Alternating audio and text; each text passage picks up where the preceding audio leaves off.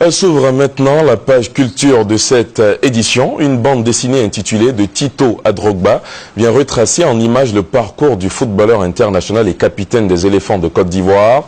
La présentation officielle de Tito à Drogba a eu lieu en présence de Didier Drogba, des ministres du sport et celui de la culture. Cette œuvre de Pierre Sauval et Gabin Bao favorise la mise en valeur du domaine africain. Elle inculque à la jeunesse des valeurs chères à Didier Drogba, telles le courage, l'esprit d'équipe et l'entraide.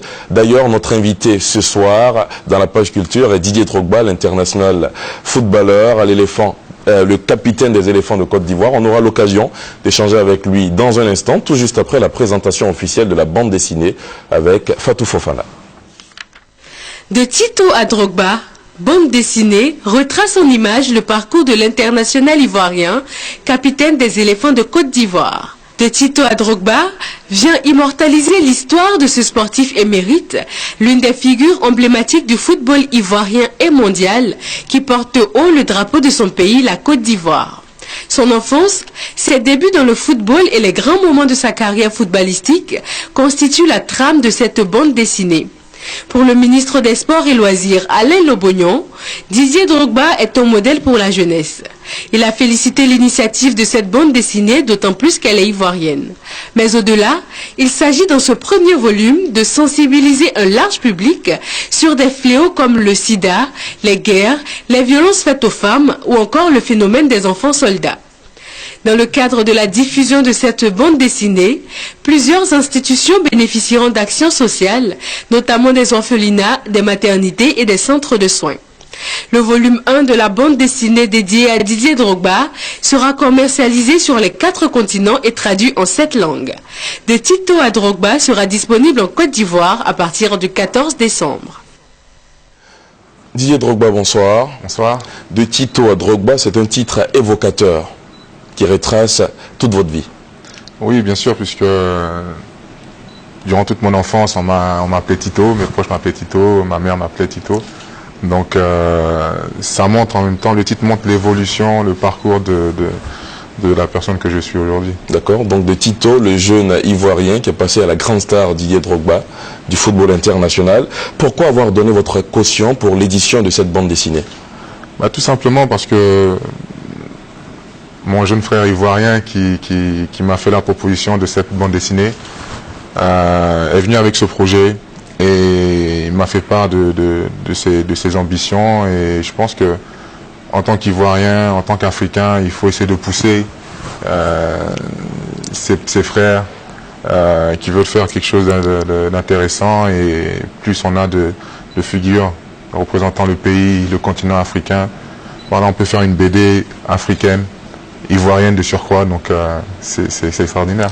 Quelles sont les valeurs qui vous sont chères et que vous voulez inculquer à cette enfance, à cette jeunesse africaine?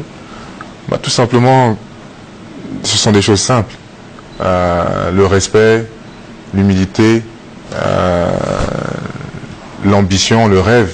Parce que cette bande dessinée, elle raconte un petit peu mon parcours et elle explique comment j'ai pu réaliser mes rêves en persévérant, en travaillant, et puis je suis vraiment fier de cet ouvrage, parce que non seulement c'est une manière de comprendre un petit peu mon parcours, mon histoire, et dans un deuxième temps, pour le côté éducatif, pour les enfants, c'est ludique, c'est très ludique, c'est une façon très, très sympa d'enseigner la lecture, entre autres, à des jeunes.